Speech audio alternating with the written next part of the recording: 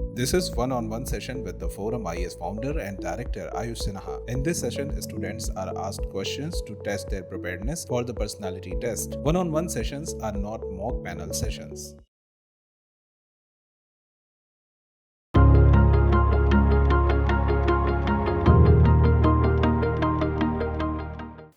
Have a seat. Thanks, sir. Arpit, Yes, sir. when is the date of your interview? So it's on 20th of May. 20th, Of May. 20. Yes, sir. Is this going to be your first interview? Yes, sir. Arpit, can you briefly tell me about yourself? So I'm Arpit Gupta. I'm a mechanical engineering graduate from IIT Roorkee. I belong to Gorakhpur in Uttar Pradesh, and I have worked as a financial market analyst at a firm. And after that, I left my job and started preparing for UPSC. It has been my second attempt, and I'm giving the interview for the first time. You started preparing for which exam? UPSC CSE. Civil Services Examination, Yes, not UPSC. UPSC is body. All right, Arpit, you work as a financial analyst. Tell me why sometimes you see the discrepancy that stock market is going up and GDP is slowing down. Yes, sir. What is the reason?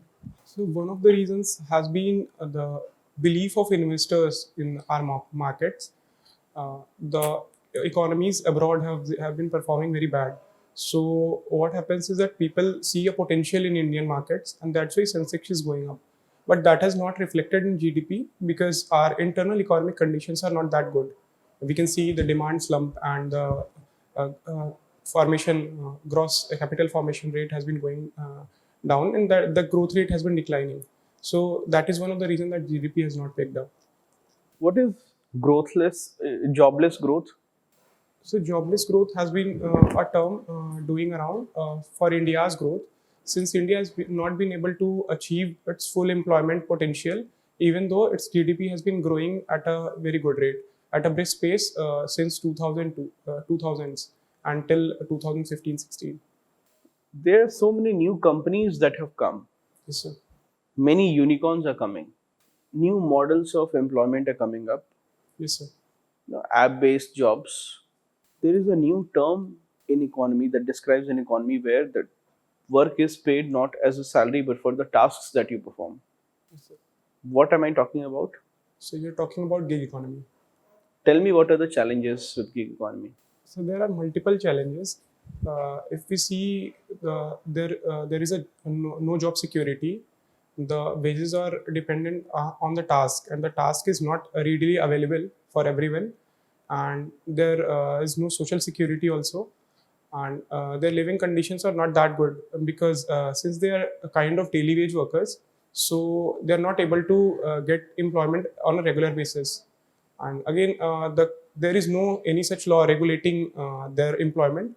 Government has recently included them in the labor codes which they brought, but still there are lots of legal loopholes present. So companies are exploiting those loopholes to employ these people and don't pay the requisite amount. Why is it called a gig? What is a gig? So as far as I can recall, gig means something random, doing something which is not certain, which is not stable. Gig kind of means thing. something random or uncertain. Which is not stable, something kind of stable. As far as I can recall, this is the meaning. No, that is not correct. Sorry, sir. All right. You're coming from Gorakhpur in Uttar Pradesh. Yes, sir. If I go to Gorakhpur, what are the few places you would like me to visit? So I would like you to visit Champa Devi Park, Dr. Ashfaqullah Khan Zoo, and Ramgarh Tal, Nauka Vihar, and Gorakhnath Temple. And if a person is religious, also Gita Press, because that is the place from where all the religious scriptures of Hindu religion are being published. So, What are the major challenges before UP as a state today? so there are multiple challenges. In social domain, we can see caste and religious issues. There is a developmental imbalance also. Western UP is developed and Eastern UP is not, and Bundelkhand is also not developed. There has been lack of economic resurgence because industrialization has not been there. Again, there is a lot of corruption. If we see at the ground level, exams are not being conducted properly, and multiple times paper is out. So there is With a respect to corruption, we have corruption in southern India also, as well yes, as in northern India. yes sir. Think and tell me, have you ever stayed in the south? Have you been to the No south? sir. No, you have not. Okay. From whatever knowledge you have, can you think and tell me how does the corruption affect people differently in the south versus the north, especially UP? So one aspect which I have seen is, which I have noticed is, in South, corruption has acted as a greasing wheel to their economy and has helped in their development process.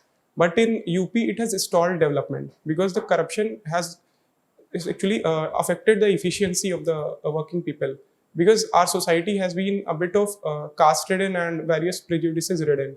So the corruption is not in the form of money itself. Here corruption is at every level. So this is one of the things which I think differentiates south from north.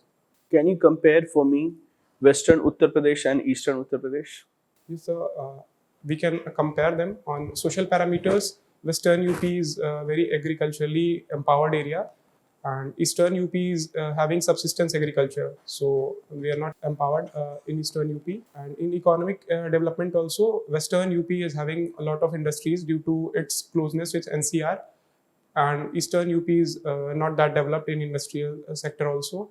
In services sector, again, Western UP is having better road facilities, better infrastructural development, and Eastern UP is not having that. What is the nature of crops again that is cultivated in western UP versus eastern UP?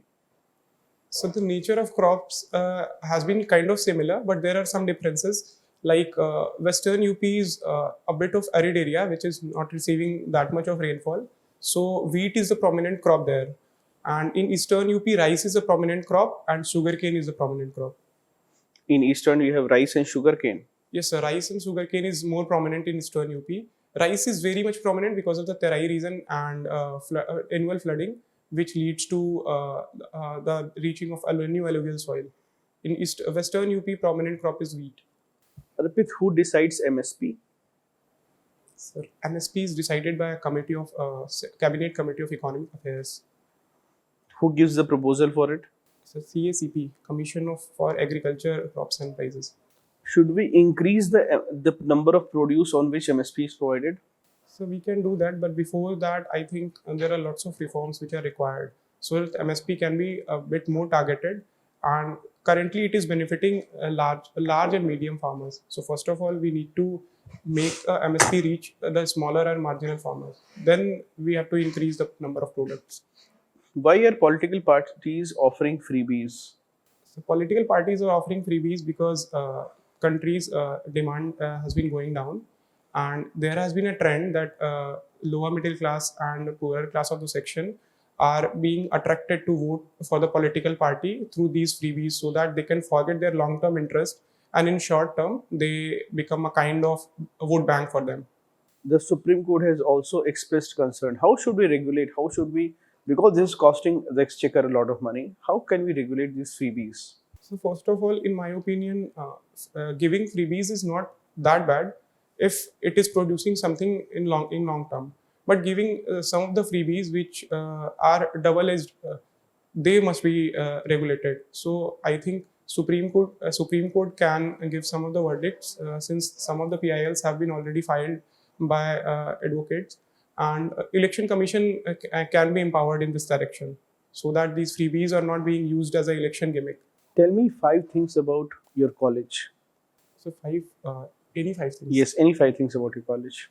So my college is built in a 365 to 370 acres area. It is celebrating its 175th year of formation. It is having a James Thomson building, which is one of the most famous and oldest building of the country in terms of an engineering college. We have Lal Bahadur Shastri Stadium, which is one of the great things to have. And we have Mahatma Gandhi. Despite so many talented people, India's cream is being attracted to the IITs. Why do we so far not have a single Nobel Prize from the IITs? So I think because primarily IITs have focused on providing skilled labor to the industry. IITs have not focused much on the research part. The research part has been mainly focused in IITs by the professors. Watch Hindi. What Hindi web series do you watch? So mostly thrillers or crimes. Can you name any of them? So I recently watched Raktanchal 2. What to? Raktanchal 2. Rak. Raktanchal season 2. Okay. What is it about? So it is about UP dons, Brijesh Singh and Mukhtar Ansari, and it shows their politics, and it shows their incoming to politics after being a criminal, and how they managed it with the help of politics. So, according to you, is criminalization of politics increasing or is it reducing? So according to the data released by PRS, it is increasing. We now have 43% of our MPs facing serious criminal charges. So this is on an increasing trend. What can we do to solve this? So there are multiple of measures, but they are not Just tell being me three implemented. good ways how we can reduce this. So the most important thing is voters' awareness. So we need to make voter aware of the criminal charges, the issues, and what are the facts of the code being produced in the code. So that the electorate knows what the candidates are up to. So second thing can be the election commission's regulation, that they keep a stricter control on the candidates who are facing criminal charges. And third, we must reform political parties. They can be brought under RTI, and the internal politics, the internal democracy of political parties need to be strengthened. Why civil services?